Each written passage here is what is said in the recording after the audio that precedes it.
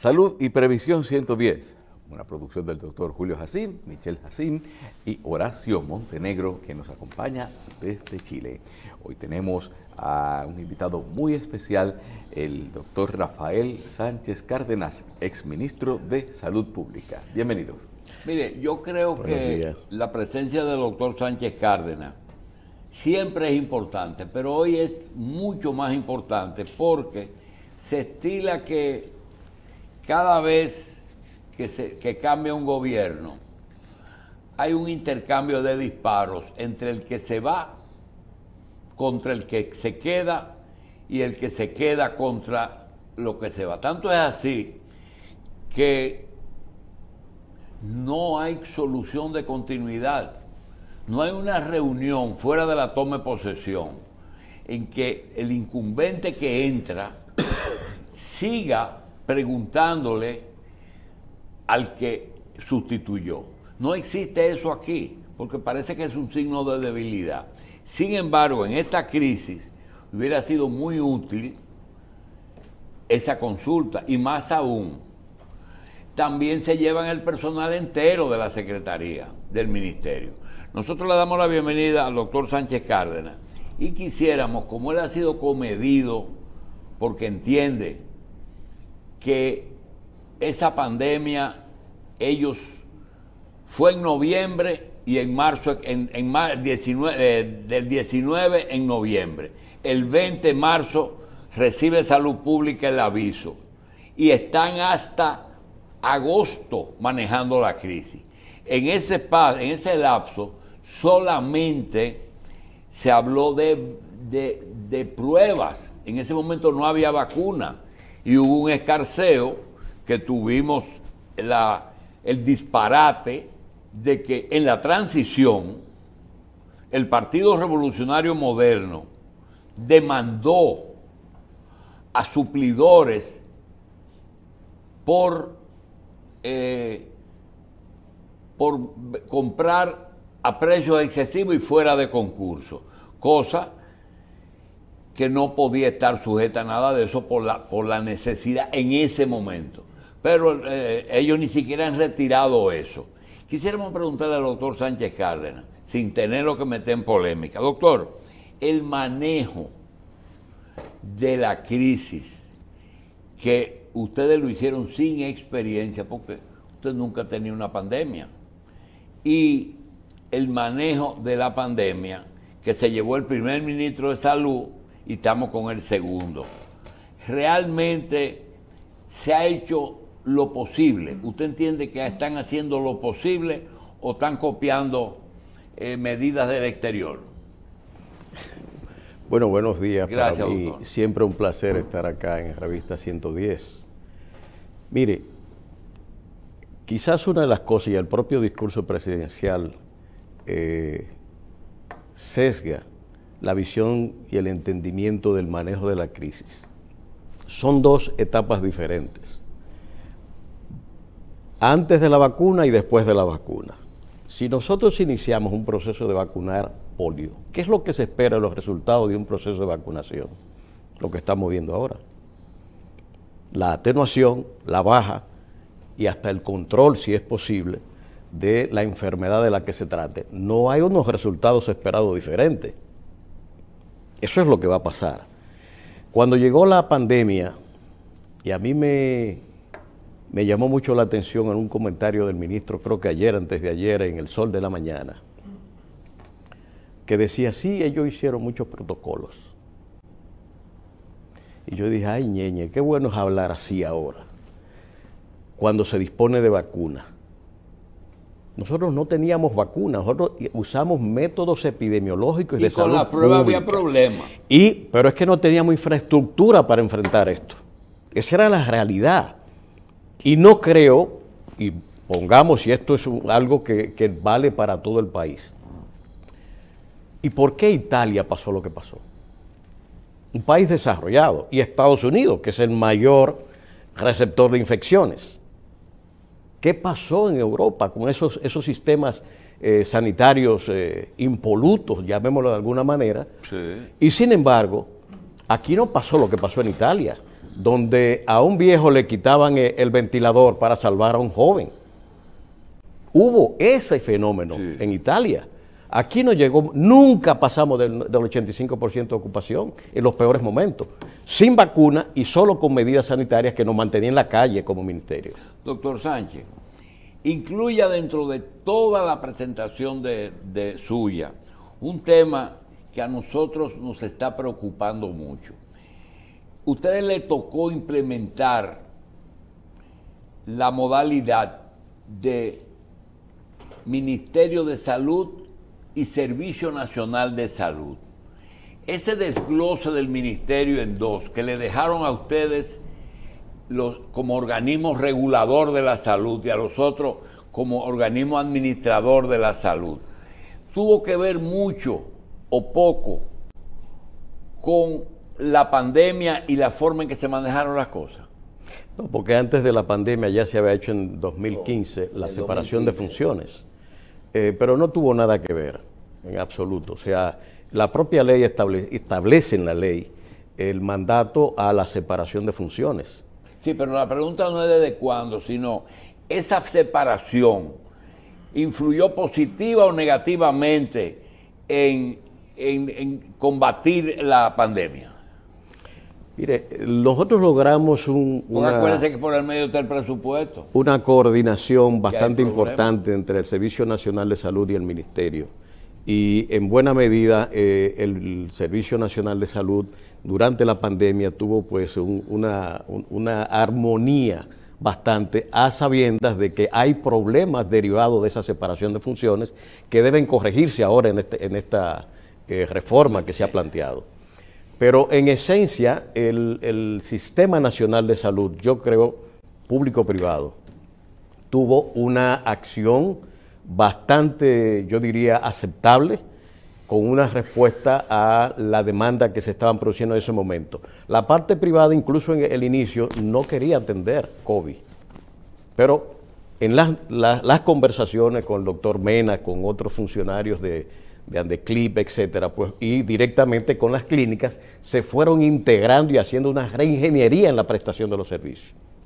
Y siempre pongo de ejemplo siglo XXI, porque jugó un papel importantísimo en la crisis sanitaria que hubo durante la pandemia en San Francisco de Macorís. Eso fue impresionante. Entonces, y ese es un ejemplo que quizás es bueno ver para establecer la diferencia en las etapas de desarrollo de la pandemia, que mucha gente trata de minimizar y en buena medida establecer que los ciclos que se han dado en la pandemia son la expresión de mayores capacidades para manejar. Es que se piensa, da la impresión a veces, como que si el Danilo Medina hubiera estado en el gobierno no iba a comprar las vacunas y no la iba a adquirir, cuando todo el soporte del Plan Nacional de Vacunación descansa en vacunas chinas. Y quienes abrieron las relaciones con China fue el gobierno de Danilo Medina. Tenemos una relación eso le costó el poder, excelente. Doctor, eso así. Eso es verdad. Eso le costó el poder. Eso lo sabemos. Con chino. Pero una cosa que es, y es lo que yo pienso, el país tiene que actuar en función de sus intereses. Fíjense y eso que fueron cuando acciones. la vacuna tuvieron que coger para China porque la Pfizer no nos la estaban vendiendo. Efectivamente. Pero mire, para terminar la parte mía, porque hay muchos que le van a tratar. Doctor, se anunció que posiblemente por falta de público se cierren los centros de vacunación. ¿Usted cree que eso es positivo o negativo? Porque por falta de público. Bueno, pero el problema es por qué ese público no viene a vacunarse. Porque se quitó la mascarilla. ¿Y quién indujo a que se quitara la mascarilla? Porque yo sigo usándola y yo veo en los supermercados que la gente mayormente sigue usando su mascarilla. ¿Usted no está de acuerdo con la eliminación de las restricciones? No, lo único que he criticado es el manejo comunicacional del tema. Poner obligatorio, que era una resolución establecida, y dejar abierta que la gente, motus propio, lleve la mascarilla, pues no creo que sea un problema. Ahora, lo que llama la atención es el zigzagueo del gobierno. En la mañana la Dirección de Epidemiología llama a que esas mismas medidas que a las 8 de la noche el presidente está quitando se siguieran aplicando. Y al día siguiente entonces viene la resolución del ministerio diciendo que sigan usándola aunque sea voluntaria. La voluntariedad es la diferencia. Y yo digo, ¿para qué exponer al presidente, que creo, Seguro. humildemente, que un presidente no se expone tanto, salvo que esté en campaña, como para hablar de unas mascarillas y unos carnets que se estén de vacunación? Es decir, la resolución bastaba para que se impusiera eso. Y no creo que haya ningún inconveniente en este sentido. A eso es lo que yo me he estado refiriendo permanentemente. Bien, doctor, tenemos desde Chile a Horacio Montenegro con una pregunta. Adelante, Horacio. Adelante. Muchas gracias, Michelle. Buenos días, doctor. Muy buenos días. Considerando justamente lo que usted está comentando, la eliminación de todas las restricciones establecidas por la pandemia, el mandatario se felicitó en su momento por su programa de vacunación y expresó que el país merecía y necesita una recuperación emocional. Considerando no que... estoy entendiendo. Un momento. Vamos a repetir, Horacio, que tenemos Audio. un poquito de audio en el estudio. Si nos dan un poquito de audio en el estudio. Ustedes me avisan, ¿se escucha mejor? Sí, Sí, se adelante. escucha mejor. Doctor, el miércoles 16 de febrero, el presidente, como usted está muy bien comentando, eliminó todas las restricciones establecidas por la pandemia. El mandatario se felicitó por su programa de vacunación y expresó que el país merece y necesita una recuperación emocional. Considerando que tenemos a la población dominicana con las 2 dosis solamente con un 54% de inoculación, ¿usted entiende que esta decisión fue científica o política? Bueno, usted acaba de decir que la cobertura de 2 dosis es de 54%. El presidente dijo que era de 67%. Hay una disparidad por el hecho de que hay que ver cuál es el universo, el target, la diana del plan de vacunación. Empezó con 7.8. No era el 70%. Empezó con 7.8 la población a vacunar. Luego se aumentan de 12 a 17 años, que representan más o menos 1 millón. Estamos hablando de 8.8. Y luego de 11 a 5 años. Es decir, que la población promedio del plan de vacunación debe andar por los 9.6 millones aproximadamente. Entonces, el porciento que habitualmente debe acompañarse de la información de cuál es el universo que se está usando para determinar ese porciento, y no que nos los vendan así disfrazados, sin decirnos de qué estamos hablando. De 7.8 que era vacúnate, no, es que estamos hablando de un universo diferente. Si tenemos 5.85 millones con 2 dosis, depende de ese universo que tenemos. Si es de 9.6, pues lógicamente que estamos hablando de un porciento inferior al que dice el presidente. Doctor, desde su punto de vista, el tema, cuando usted ve... Ahora, permíteme decir lo siguiente. Nosotros hemos saludado el plan de vacunación. Nosotros apoyamos el plan de vacunación. Es más, el local del Partido de la Liberación Dominicana fue un refugio en el que muchas personas de las empresas y de las zonas alrededor del local principal del partido fueron a vacunarse. Y ofrecimos los locales para eso, aunque no nos dieron las facilidades para participar en desarrollar el programa. La vacunación es una gran victoria para la humanidad, por la rapidez con que éstas se produjeron, y la gran victoria que pueda exhibir el gobierno tiene que ver con la adquisición. Ahora, falencias dentro del programa de vacunación, evidentemente, están ahí. Y ahora que está frisada porque no va gente y se van a cerrar los centros de vacunación, pues mucho más. No ha terminado la pandemia y eso tenemos que tener eso en la cabeza. De eso le quería preguntar. Hoy veo los números. 5.19% tasa al día de hoy de positividad. Y en las últimas 24 horas 5.16. Ya no tenemos restricciones. Vi unas declaraciones de la doctora Evangelina Soler que decía que si no hay cambios drásticos y nos seguimos cuidando, podríamos hablar de inocuidad o algo en marzo, final de marzo, principio de abril. Doctor, usted con su experiencia, ahora que usted tiene tiempo de ver cómo se desarrolla todo este tema de la pandemia y la experiencia en otros países, ¿usted le teme a que tengamos un rebrote, alguna otra variante o cepa? Todo eso puede ocurrir en este momento. ¿O es que se acabó el tema de la pandemia, ahora estamos en Ucrania y seguimos para adelante? No, evidentemente, o sea, por eso decía, la pandemia está ahí. Hay una parte de la población mundial que no se ha vacunado, enorme. Y fíjese el origen. Pero hay un ciclo que se termina cuando tú dices, nos vacunamos, nos funcionamos, tenemos anticuerpos, tenemos medicamentos.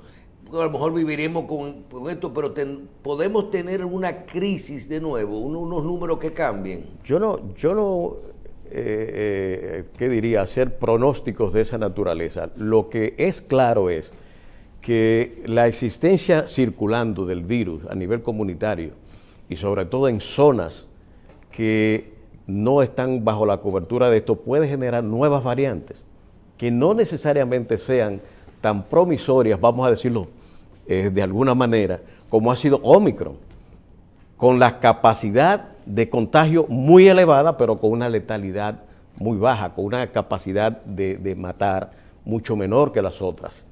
Entonces, por eso usted ve que hablan de la letalidad, que no creo que sea un elemento muy auspicioso para hablar de la efectividad. ¿Por qué? Porque la letalidad depende del numerador en la ecuación. Y el numerador de la ecuación son el número de contagios. A mayor número de contagios... ¿No es el número de pruebas? No. Son los contagios y los muertos. Los 4.000 y tantos muertos, y el denominador que tenemos son precisamente los 575.000 infectados que tenemos. Como Omicron subió el número de infectados, por eso bajó al 0.9 que decía el presidente. Es porque hubo más infecciones. ¿Qué es el elemento diferenciador? Que la mortalidad se reduce, porque es una variante menos agresiva que la Delta y menos agresiva que las originarias de Wuhan. Exactamente. Carlos.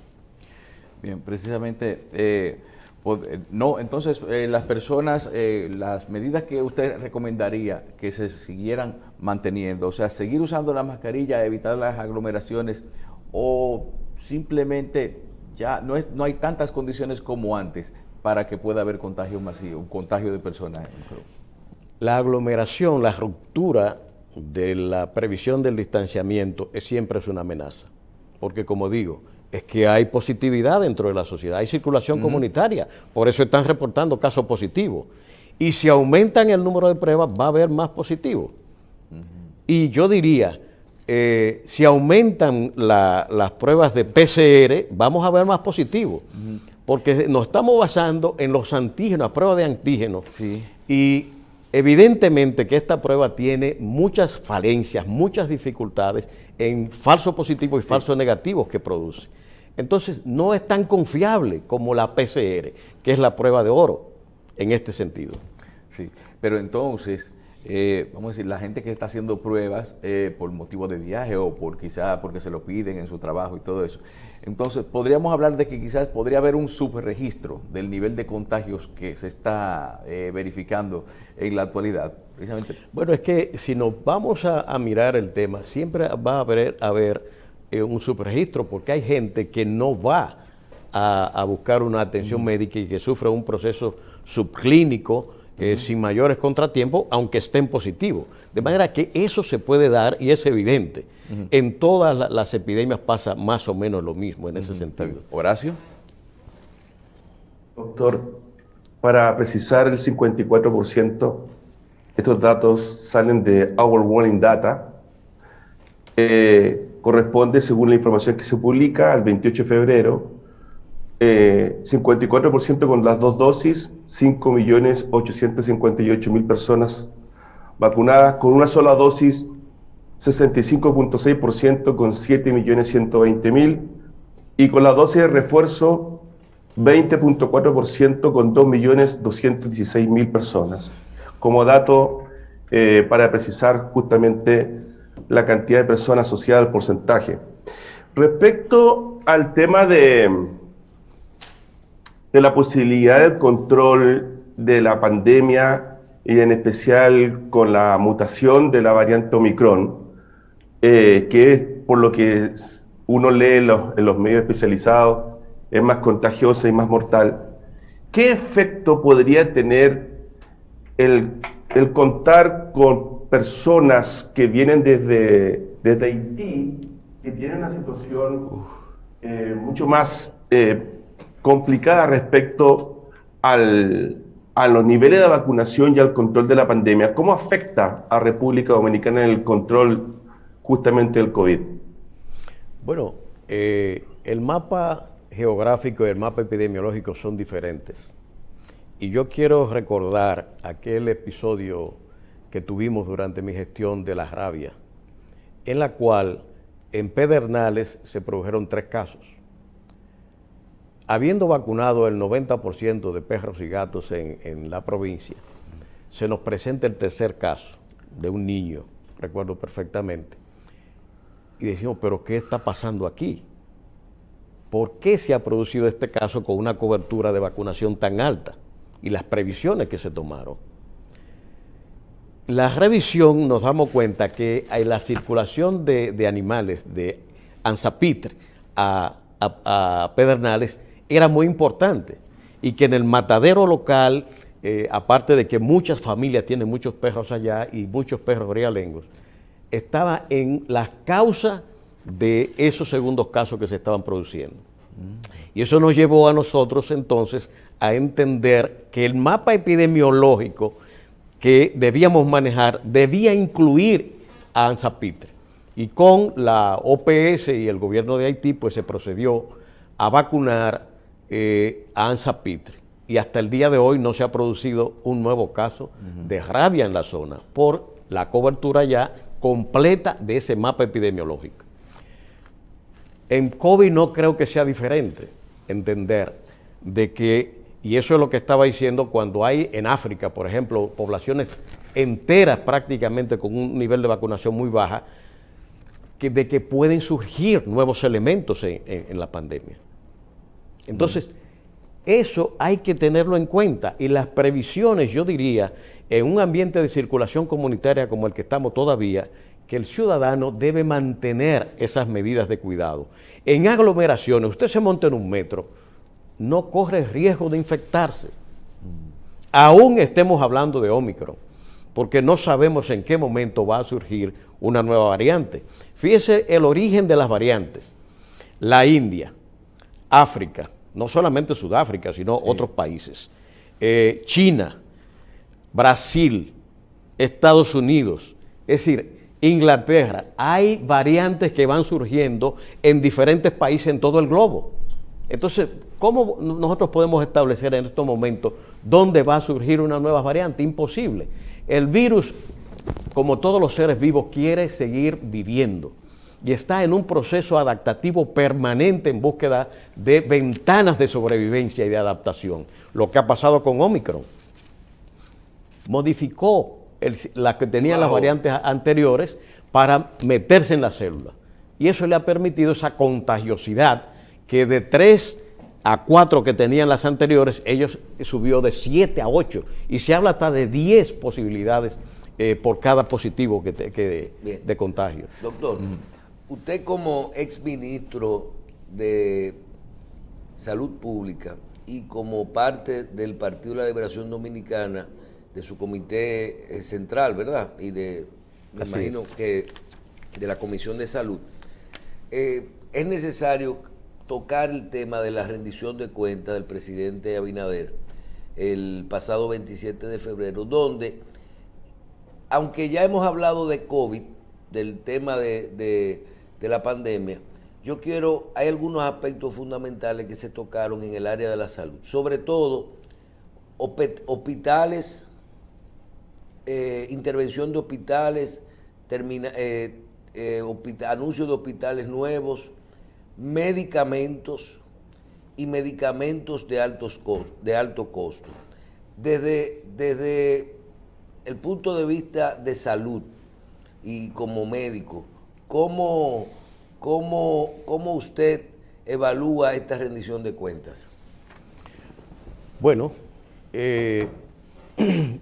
yo creo que en la rendición de cuentas, uno de los temas que hay que tomar en cuenta es la reiteración de elementos, de promesas del presidente no cumplidas, que están ahí. El presidente del 2021. No cumplidas. No cumplidas, no ejecutadas. Incluso algunas de ellas que son reintroducidas de nuevo. Ayer, se presentó en el Congreso la ley de hidrocarburos y también creo que la ley de compra, la ley de hidrocarburos fue ofrecida durante el discurso del 27 de febrero de 2021. De manera que eran promesas que venían ahí. Y en la mayoría de las cosas son esencialmente eso. Ahora, yo creo que salvo lo positivo que para la economía significa esta mejora de la parte sanitaria, en la que todos queremos recuperarnos. Y no creo que ningún presidente quiera hacer las cosas mal. Pero las ausencias son enormes. El presidente, por ejemplo, en materia de salud, habla de 13 unidades de atención cardiológica para recién nacidos, como la referencia al tema infantil. Pero resulta que lo que está detrás, que no fue incluido dentro de la rendición de cuentas, es el hecho del aumento desproporcionado de la mortalidad neonatal, en un 49.9%. Y este año va en aumento y sigue aumentando ese tema, lo que refiere a un tema de calidad de la atención que se está produciendo en la prestación de los servicios. La mortalidad materna que aumenta un 23.7%. Y en el tema de haber llevado los medicamentos de alto costo a promesa, aunque se sigan asignando por la parte de la asignación por el departamento de alto costo, pero manejar todo esto de promesa e incluir nuevos cantidades de pacientes, ¿ustedes no ven esto como una medida positiva? Yo no le veo funcionalidad a eso en sí. Es una licitación que simplemente se hacen. Nosotros lo hacíamos en el Ministerio de Salud Pública y debo decir que en esas licitaciones, nosotros en 2 licitaciones consecutivas ahorramos 517 millones. En la licitación, 517 millones. Pero de alto costo, la falta de una cantidad de moléculas superiores a 10 moléculas que faltan actualmente. Y yo no entiendo qué está pasando, pero las quejas de los pacientes están ahí. Y sabemos cuáles son las moléculas que están faltando, porque la gente habla. No se puede pensar de que el alto costo ahora mismo está verdaderamente en una situación preocupante en ese sentido. ¿Y no es un tema de abastecimiento? Bueno, porque no se hicieron las licitaciones, las compras a tiempo. Internacionalmente hay medicamentos. Hay medicamentos, ¿quién dijo que no? ¿Dónde ha surgido ese tema? Hay medicamentos. Bien. El tema es que no se hicieron las compras a tiempo, tomando en cuenta las normativas existentes. Es previsión lo que no ha habido en ese sentido. Igualmente quiero agregar sobre esto, porque hay muchas ausencias en el discurso del presidente que no fueron incluidos. No se habló del Hemocentro Nacional. Una institución modelo creada para eso, que debió empezar en octubre de 2020 y que todavía sigue como una suerte de cenicienta por ahí, de la que no se habla. En un país primero a nivel de las Américas en mortalidad por accidentes de tránsito y donde la sangre es un factor clave. ¿Por qué no se habló del Hemocentro Nacional y los grandes problemas que hay ahí en cumplimiento y avance como organismo clave en la nueva reforma que se debe hacer en el tema sangre en el país? Ahí hay serios problemas y eso no se informó a la población. Las boticas populares, hay muchos fallos en la cantidad de medicamentos que tenemos en ese sentido. De manera que hay tantos problemas que no son... Pongo otro ejemplo también, mortalidad materna. La elevación de la mortalidad por hemorragia intra y posparto en la mortalidad materna, que casi iguala a la hipertensión arterial. ¿Y eso se previene? Pero, fíjate que, por ejemplo, son elementos preventivos, pero eso nunca había pasado, la elevación tan alta como se ha producido para pasar del escalafón que tenía al donde está ahora, casi igualándose a la hipertensión, que superaba por mucho la mortalidad materna por hipertensión arterial.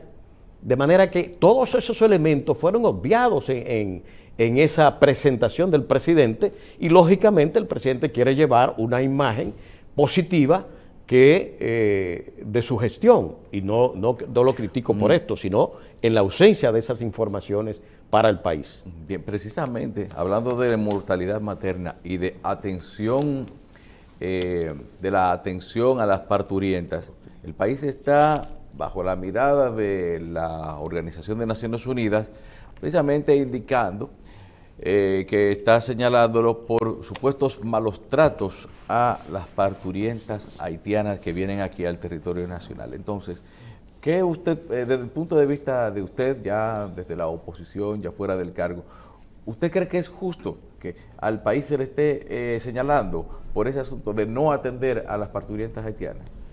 ¿O de darle malos tratos, como esto dice? Es un tema reiterativo en el país, el manejo del tema migratorio.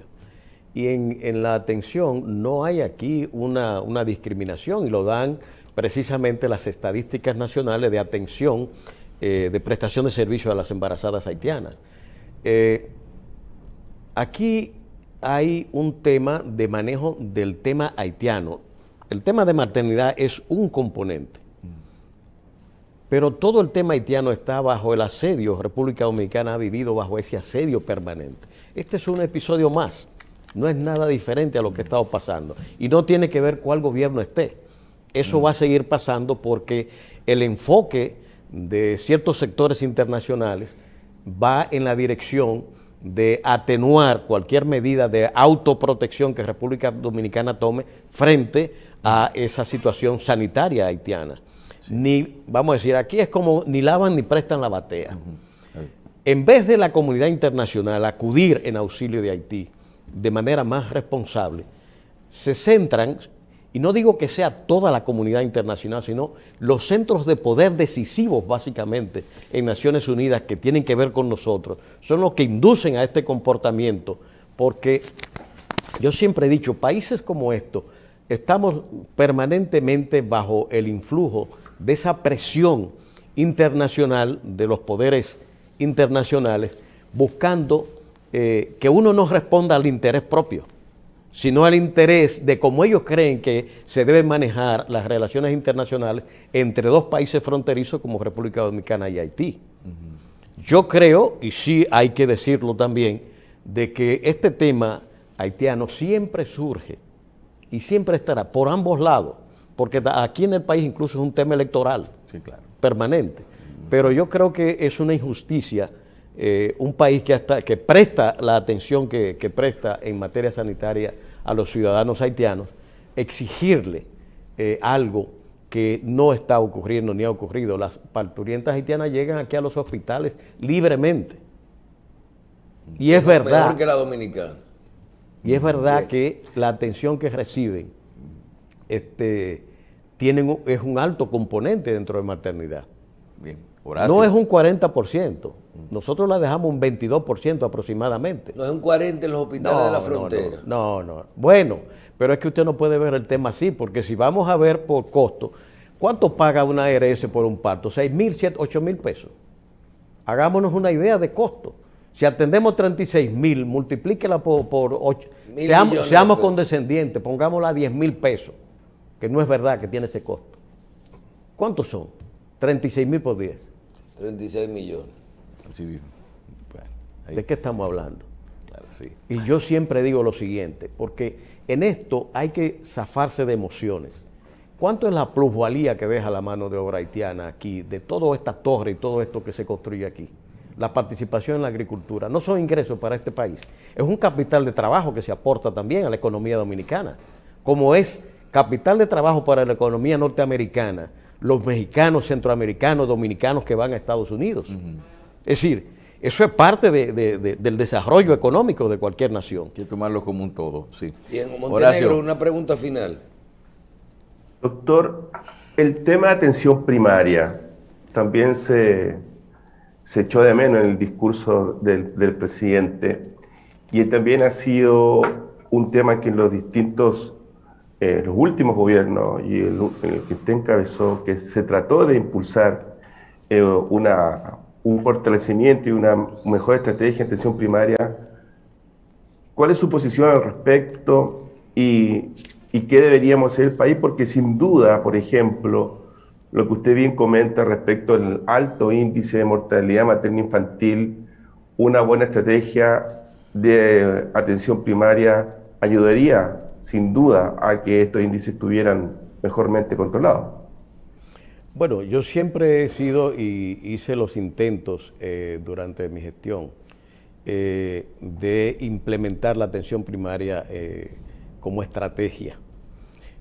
Para hacer atención primaria hay que atender el primer nivel de atención incrementando su financiamiento, porque como están las cosas ahora, todo el financiamiento y el presupuesto se va en segundo y tercer nivel, que son los niveles más costosos.